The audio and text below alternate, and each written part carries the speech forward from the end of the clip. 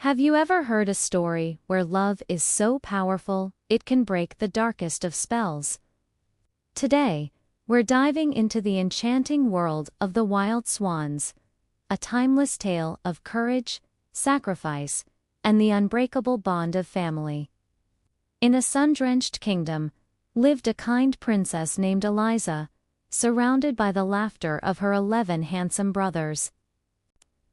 Their days were filled with joy and harmony, a perfect picture of royal happiness. But this idyllic life was shattered when their father, the king, remarried. The new queen was not the loving stepmother they had hoped for. Her heart was as cold as stone, and her eyes held a shadow of dark magic. Jealous of the children's love for each other, the evil queen decided to tear them apart. One morning, she used her wicked powers to cast a terrible curse. In a flash of sinister light, the 11 princes were transformed into magnificent wild swans. With a sorrowful cry, they were forced to fly away from their home, their human voices lost to the wind. Not content with just banishing the princes, the queen then turned on Elisa. She smeared the princess's face with dirt and cast her out of the castle, leaving her heartbroken and utterly alone.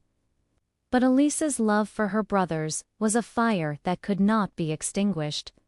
Determined to save them, she began a long and lonely journey.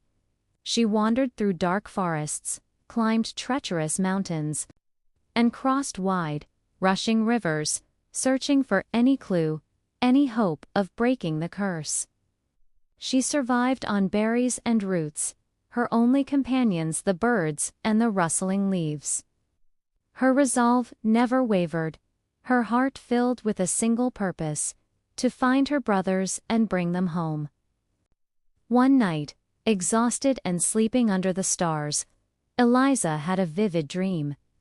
A beautiful fairy appeared before her, revealing the secret to breaking the stepmother's spell. The solution was as painful as it was specific.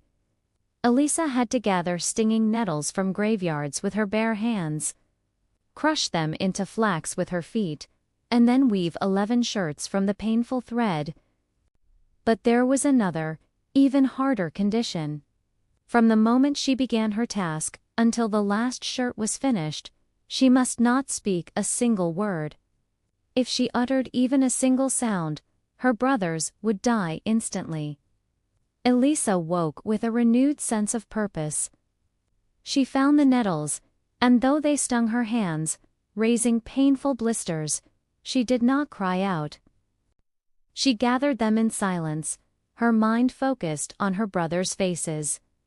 She began the grueling process of weaving, her hands raw and bleeding, her body aching with exhaustion.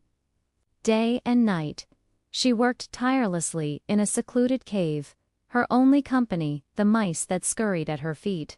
She endured the pain, the loneliness, and the fear, all while bound by her vow of silence.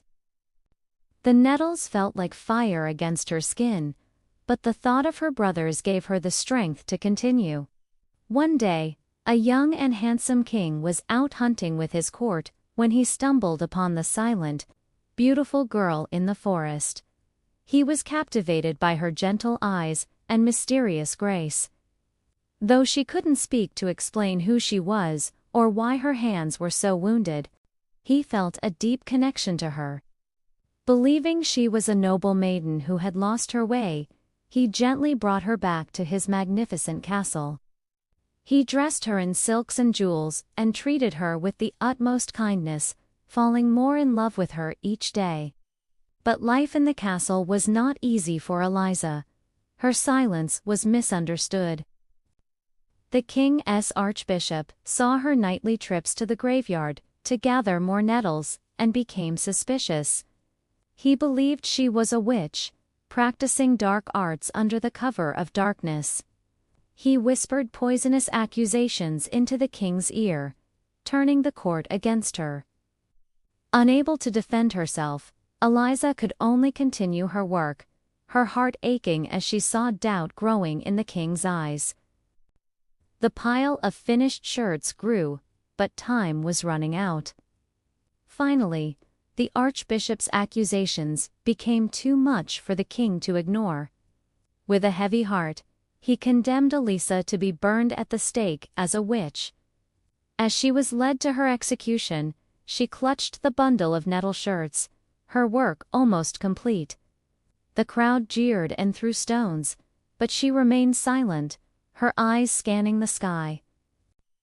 Just as the executioner was about to light the pyre, a rush of wings filled the air. 11 white swans swooped down from the heavens and circled above her head. With her last ounce of strength, Eliza threw the 11 shirts over the swans. In a brilliant flash of light, 10 of them transformed back into her handsome brothers.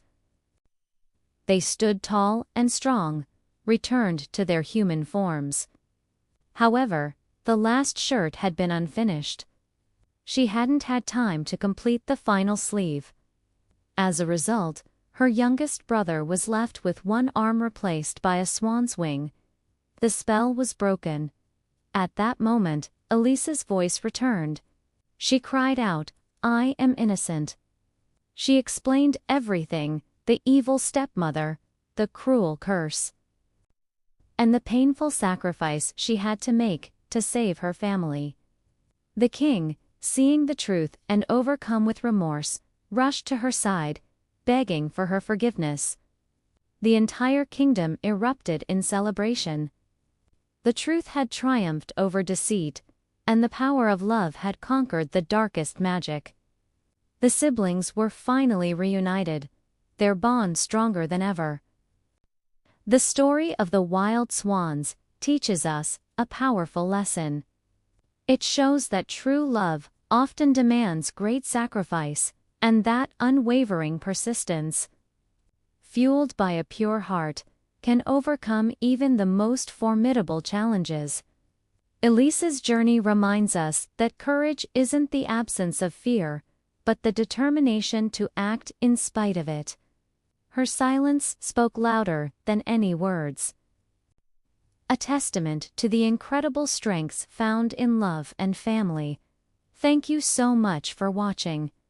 If this story touched your heart, don't forget to like, share, and subscribe for more tales of magic and courage. See you next time.